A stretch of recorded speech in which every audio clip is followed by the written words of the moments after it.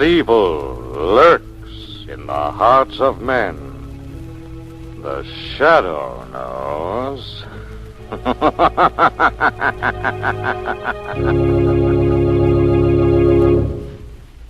Once again, your neighborhood blue coal dealer brings you the thrilling adventures of the Shadow, the hard and relentless fight of one man against the forces of evil. These dramatizations are designed to demonstrate forcefully to old and young alike that crime does not pay.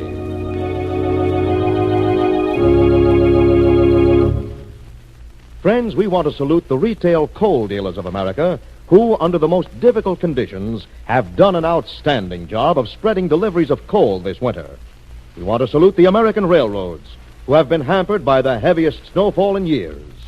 But most of all, we want to salute the judgment of 5 million hard coal users whose home have been warm and healthy.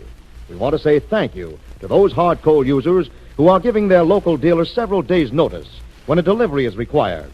And we want to say thank you again to those wise consumers who continue to keep warm by accepting the advice of their local blue coal dealer as to the proper size of coal to have delivered at this time.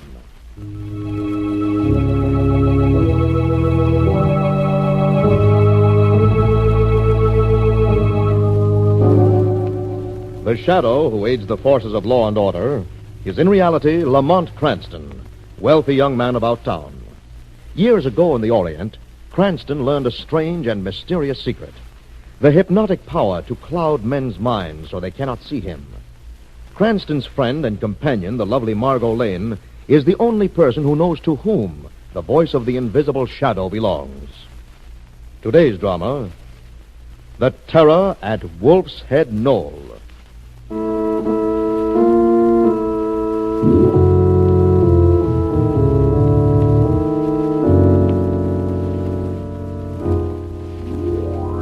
In the desolate wastes of the Rutland Hills, high atop the bald summit of Wolf's Head Knoll, stands the weathered and dilapidated mansion, Windward House.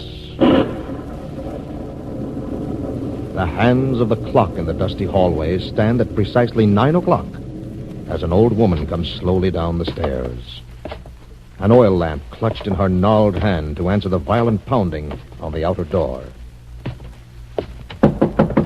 Who's that? Who's out there? Open the door, Mrs. Baker. Open it, I say. Mr. Danforth. Yeah.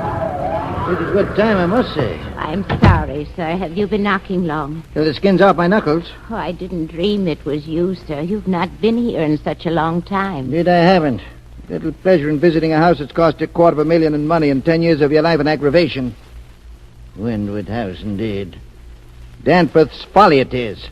No mistake about it. I've taken the best care of it I could, sir.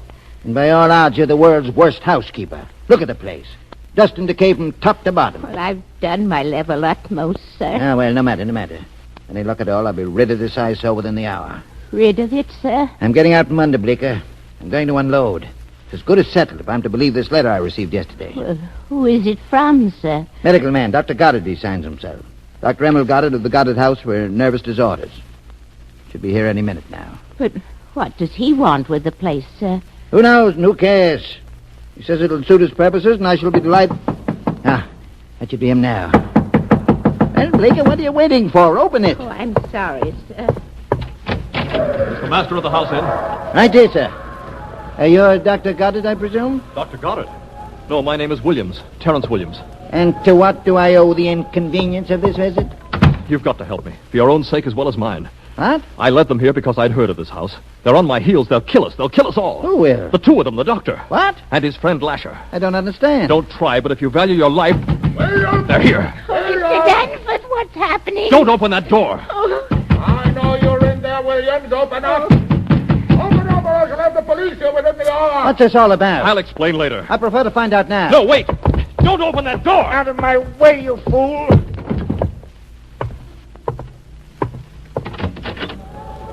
Good evening. Good evening. Island Fodler may be a good bird, or I shall have a pull at your tail feathers. Who are you? Don't let them in here. Ah, Williams, there you are. I demand an explanation. All in good time, all in good time. Come along inside, Lasher. I suppose you know, sir, that you are harboring a fugitive. Don't listen to them. Lasher, I do believe Williams is trying to create a disturbance. A hand over his mouth, you know, might work wonders. Yes, sir. Don't let him... Excellent, excellent. This door off the hall seems to latch from the outside. It might be well to store him in there for the nonce. Yes, sir. Come on, you. You stay there till you want it. Let me out of here. Let me... Good man, Lasher, good man. What's the meaning of this? I demand an explanation, or by heaven... I don't like the tone of your voice, sir. And either you change it at once, or I shall leave you to your own devices, depriving you of a rather profitable association with myself. Profitable? Profitable? You're not Dr. Goddard. One and the same, sir. This is my traveling companion, Lasher. How are you? And my parrot, Bartlemy. And Williams is a patient under your care? Precisely correct. Lasher and I were conducting him to my sanitarium for examination and therapy. Then he's... Unbalanced, shall we say, sir? He broke away from us as we parked the car on the mountain road. I see. I'm terribly sorry, Doctor. Would you like to see the house? Quite. I think I shall purchase it as a special ward if it suits my needs. Follow me, sir. Mrs. Bleecker, do you want to come along? If I might, No sir. need of that. Lasher will look after Mrs. Bleecker very nicely, won't you, Lasher? Oh, yes, sir. Very nicely, very nicely. This way, then, Doctor. Thank you. You must pardon the slowness with which I move, sir. Gout and rheumatics. Most distressing. I understand. As you see, the house is weather-beaten, but well worth the price I'm asking for it. Here we are. This is the second story. 12 bedrooms on this floor, each complete with bath. Charming, charming. And what are these doors here, sir? They open onto the terrace over the hillside. A terrace, eh? May I see it? Of course. What was that? Sounds like trouble, eh? Lasher! Lasher! I'll go down and see. That won't be necessary, sir. Lasher's quite capable and very strong. Lasher! Lasher! Yes, sir. There we are. What was that sound we heard? Oh, nothing. So Williams broke out and frightened the old woman. Obstreperous, eh? Give him a good sharp crack. Very good, Mr. Bowling. 2 if needs be, Lasher. I'll take care of it. I'll take care of it. You use violence on your patients? Indeed, sir. It does them good. I'd apply the treatment myself if I was able to descend the stairs more rapidly. Well, if you'd like to see the terrace now, Doctor. The terrace? Oh, yes, by all means. This way. Here we are. Handsome view we have here, sir. Very handsome view. How high up is this terrace from the valley below? 200 feet. So far, really? I like your establishment, Mr. Danforth. I do indeed. I think I shall take possession at once. You realize that I must have something on account? What do you mean? I mean, you'll have to put something down. What can you put down, sir? Now, let me think. I haven't considered this. Why, I thought... Well, will you look? Where? There, below, coming across the valley. I don't see anything. Don't you really now?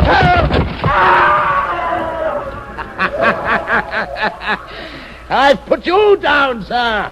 200 feet into the valley. Not a bad down payment, eh, Bartlemy? Not bad, not bad.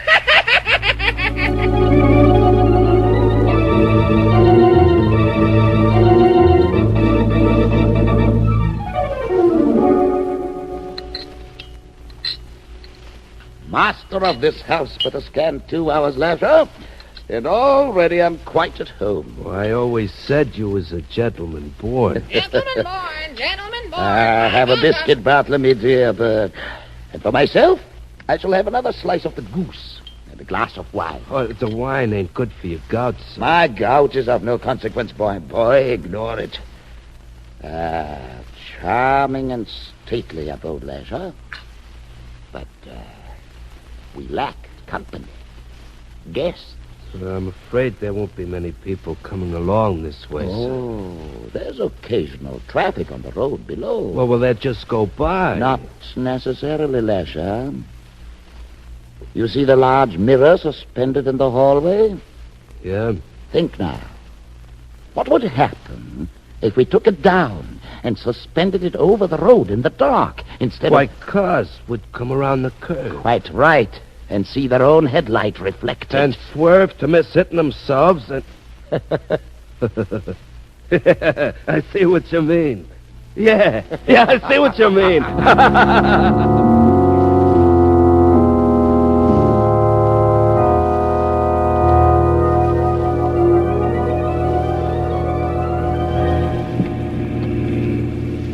What's the matter, darling? You look worried. I don't like this road, Lamont. Why, it's a perfectly good mountain road, Margot. I don't care. I don't like it. It's a wonderful shortcut to the hunting lodge. It's so lonely and deserted. Better, no traffic to deal with. Well, there may not be any traffic to deal with. Look out, Lamont! There's a car right in front of us. Yes, I see it.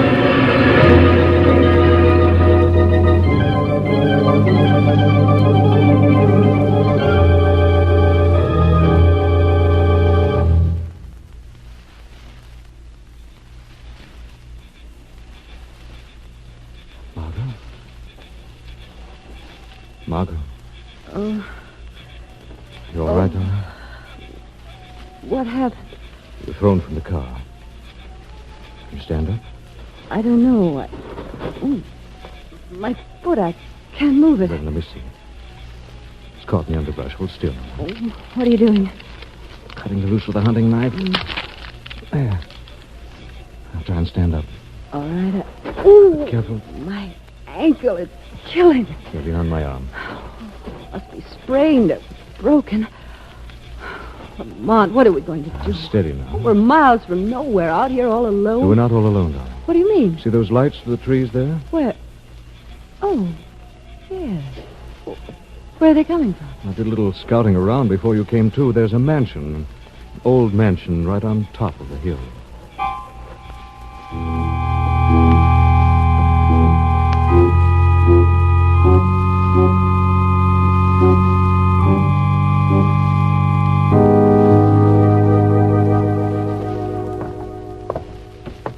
Right this way, mister. Bring the lady in here. We had an accident on the road below. You did? Too bad. Yes. I think her ankle's sprained. Sit down now. Thanks, Lamont. Now, we can just phone for a doctor. Well, you won't have to phone for a doctor. We got a doctor right here. Huh? Really? Yeah. Dr. Emil Goddard. Was this his residence? Well, no, it's more like a hospital for nervous patients. Dr. Goddard just took it over. Hospital, Margot. Looks like our luck is changing. Yeah, you bet it is. I'll tell the doctor you want to see him. Thank you. Well, what do you know? It's probably a private sanitarium. Anyhow, it's better than limping around the woods, eh, Margot? Yes.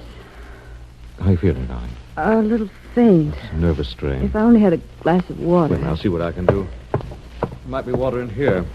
It's latched. Maybe I better take a chance and open it. It's probably... Who are you? Shh. My name is Williams. Terrence Williams, and I'm being held prisoner. What? There's no time for explanations. These men will kill us all. What are you talking about? Lamont, What, dear? remember what kind of hospital this is. Oh, yes. We've all got to stick together. Of course, Williams, you're perfectly right. We'll all stick together. Williams, what are you doing out of your room? It's him. Lasher! Lasher! Calling me? Yes, get Williams out of here. Yes, sir. Come on, outside, you. Help me! Help! Good man, Lasher. Good man. Good Just man. so, Bartlemy. Sorry you had to see us at our worst, but Williams is a difficult case. Most difficult. I understand, Doctor. Now then, how can I serve you? This is Miss Lane, Doctor. I'm afraid she's hurt her ankle. Oh, too bad, too bad. I can hardly walk. I see. If you would just lend her your arm, Mr. Cranston. certainly. There we are. Now then, just across the room. Where are we going? Right here. Into the examination room. May I come along, Doctor? I'd rather you didn't, I'll take over now. I'll be all right, Lamont. I say, young man, you look a bit pale yourself. You'd better have a drink. It's not a bad idea. You'll find one in the bar behind you. Come along, Miss Lane. I think I will have a small one. There's no bar behind me. What's he talking about? He must maybe mention one of these closets. There's nothing in this one. What? Something in this one, all right. It's an old woman. She's dead. And what's going on here? What happened to her? Let me see. There's a locket around her neck. Mrs. Augusta Bleecker. Who in the name?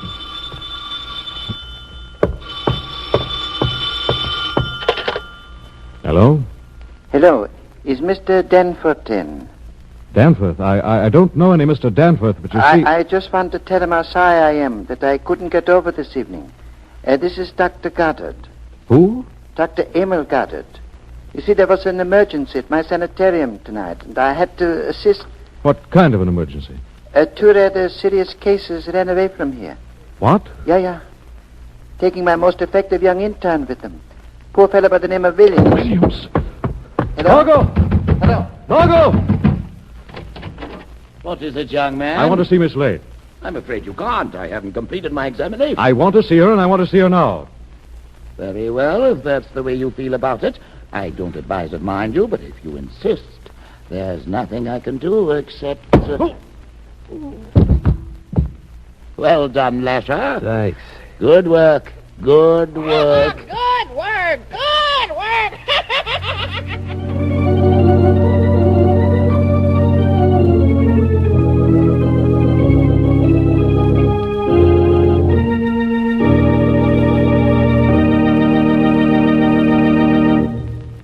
We'll return to the shadow in just a minute. Friends, is your home heated with a type of fuel now hard to get? If so, I would like to ask you 3 questions. 1, would you like to cut your fuel bill in half? 2, would you like to be sure of plenty of fuel for steady, uninterrupted, healthful warmth in every room of your home? 3, would you like to continue to enjoy the convenience of fully automatic home heat? I'm sure your answers are all yes, and there is only one way these things can be accomplished. Switch to the smaller sizes of hard coal and install an automatic stoker. At current price levels, stoker-size hard coal will cut your fuel bill in half. Stoker sizes of hard coal are plentiful, and enough can be stored to carry you through the winter. Modern, efficient automatic stokers are available right now, and they soon pay for themselves in fuel savings. With a hard coal stoker, the fire is fueled automatically, and ashes are removed automatically. The healthful, steady coal fire warmth is automatically controlled by a thermostat in your living room. Your neighborhood blue coal dealer can give you information and advice on stokers. You'll find him listed in the classified phone directory under blue coal. Now, back to the shadow.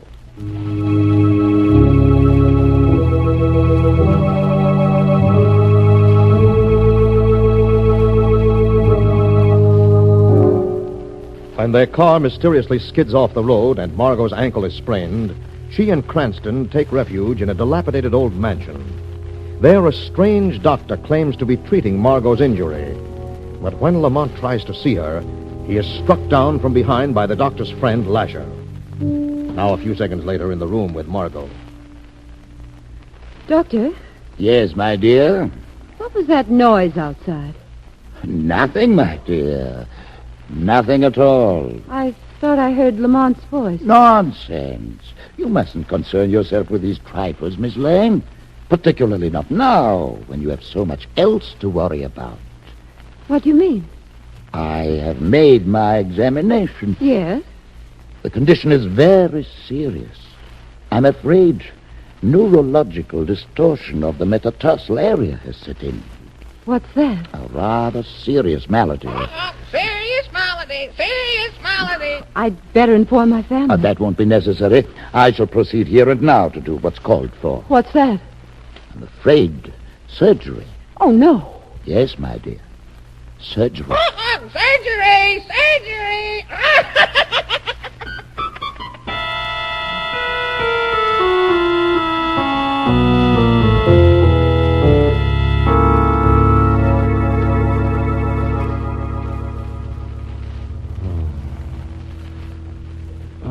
Head. What happened? You're okay now, Cranston. Huh? It's dark. I can't see. Who are you? Williams. Williams. Oh, yes. Where are we? Locked in the gatehouse. Lasher? Yes, he brought me here first, right after I talked to you. He's very powerful. And the other one, the one who pretends to be a doctor? He was a doctor before he had his nervous collapse. Jeffrey Boland, his name was. Master surgeon. Surgeon. Surgeon. Margot. Williams, we've got to get out of here. The chances aren't too good. Not a window in this place, and the door is 3-inch iron plate. There's just one slim possibility. Yes? Lasher comes around about every 10 minutes. We'll overpower him. Oh, no, that's out of the question. Besides, he seems to have found a revolver somewhere around the house. How do we operate? I'm not sure yet. It's no simple matter dealing with a psychoneurotic. What's wrong with him? His illness, I mean, what's it like? He isn't insane, but he has an obsession with sharp, cutting instruments. How do you mean? He's fascinated with them. Not uncommon phenomenon in the neurotic structure. I see. Williams. Yes? Would he be fascinated with a hunting knife? He certainly would. Why? Because I've got one. You have? Yes. Give it to me, and I think I can get you out of here. How? When Lasher comes around, I'll try to get his attention with the knife. And once I have, you can sneak out and go to your lady's rescue. Leave you here with a neurotic with a phobia for knives? It's your only chance. My chance, I know, but why should you risk your life like this? For one thing, for the sake of the lady. For the other... Shh, here he comes. Give me the knife. No, Williams. Give it to me. Okay, Williams. Thanks. Williams. How you feeling? I feel... all right. How's your little friend? He's still unconscious. Lasher, please, could I have some water? Water? You don't want no water? Yes, I do. Yes, I do. What do you want with water? Look, I'll make a deal with you, Lasher. Hmm? I'll give you something if you bring me some water. What do you give me? This? What? A knife. A knife. It's for you, Lasher. All for you. A knife? Yeah, here. Here, take it. Knife? Now's your chance, Cranston. Okay. Good luck. You're the one who needs the luck, Williams. Knife. Nice sharp knife. Nice sharp knife.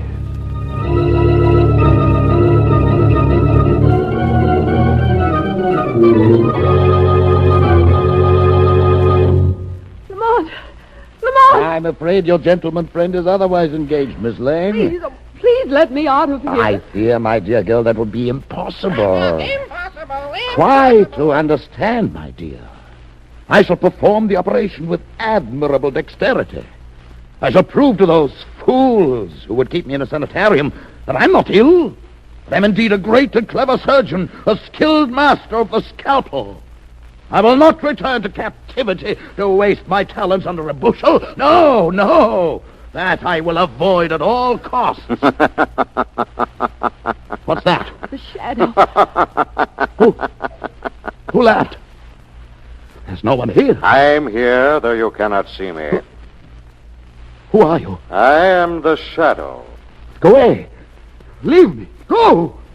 If you've come to take Miss Lane from me, I won't allow it. Make one move, whatever you are, and I will plunge the knife. Shadow! You don't understand, Jeffrey Boland. I'm not here to help Miss Lane. No? No. I'm here to warn you. Warn me? Dr. Goddard and his friends are on their way to this house. No! Yes. You've no time to waste. No, I'd best... Let them come. They will never reach me. Oh, but they will. Oh, but they won't. There is a mirror hung across the road, and when they turn the bend, they will wreck themselves to avoid their own headlights. The mirror has been removed. Removed? Who removed it? You did it. Listen to me, Boland. Listen to me instead. Miss Lane will pay with her life for this effrontery of yours.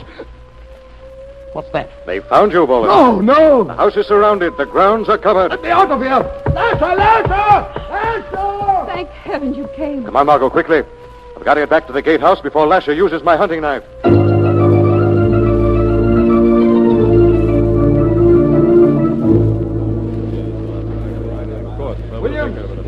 Williams, you all right? Yes, they've broken the gatehouse just in time. Lasher? They've got him. Where's Boland? Trapped in the house. Good. We'll proceed with caution. You men, just move in casually and encircle the house. I'll go in and try to lure him into... Stand where you are, gentlemen. Well, that's Boland's voice. Look up there. Where? On the terrace over the hillside. Boland! Yes, Williams. We've come to take you home. My home, sir, is here. Boland, we have to take you back. That you will never do. Please come quietly, Boland. We'll make you well again. You'll make me well. I'm the doctor, sir, not you. I'm a surgeon as skillful as ever I was, and not be kept within walls like a dangerous madman. Do we have to come and get you? Or will you come down alone? I will come down alone.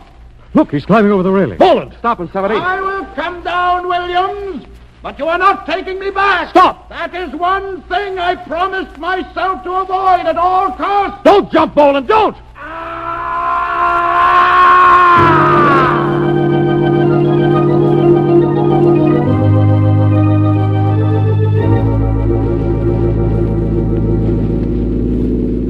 Thanks for getting us a lift home, Williams. Oh, don't mention it, Cranston. We're lucky to be coming home at all. Here's my house.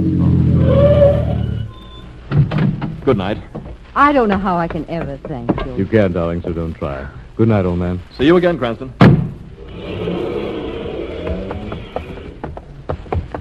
Oh, it's been quite a night. Well, of all things.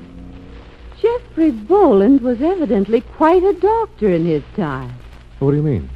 Do you realize I just ran up those stairs? Margot. That must have been quite a treatment he gave me. My ankle. It's completely well.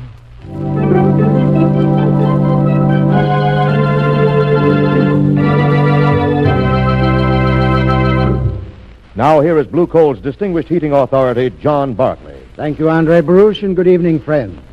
I'd like to point out how you can get longer firing periods from the larger sizes of hard coal and save money, too, by using about 1/2 buckwheat size along with your regular coal. It's a simple matter to keep an excellent fire using low-cost buckwheat and your regular size coal together. Just put the coal on in layers. First the larger size and then the buckwheat, which filters down into the gaps, giving you a deeper, hotter fire bed. And buckwheat, which is slow burning, is ideal for banking the fire overnight or to use in mild weather. So order your share of money-saving buckwheat from your Blue Coal dealer. You can be warm and comfortable all winter long and save money in the bargain. I thank you.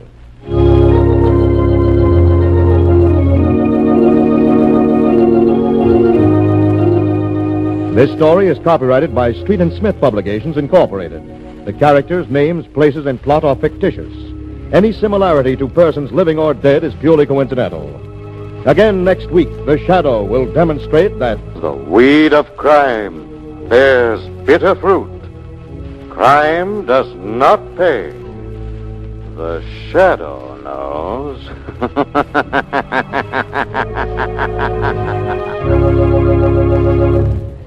next week, same time, same station, your friendly Blue Coal dealer brings you another strange and thrilling adventure in the Shadow's daring battle against the forces of evil. The Shadow is presented by the D.L.&W. Coal Company, distributors of Blue Coal. Lamont Cranston is played by Brett Morrison. Margot by Grace Matthews. Your announcer is Andre Baruch. Remember, it's Blue Coal for finest heating service. It's Blue Coal for finest modern equipment. It's Blue Coal for the best home heat money can buy. This is the Mutual Broadcasting System.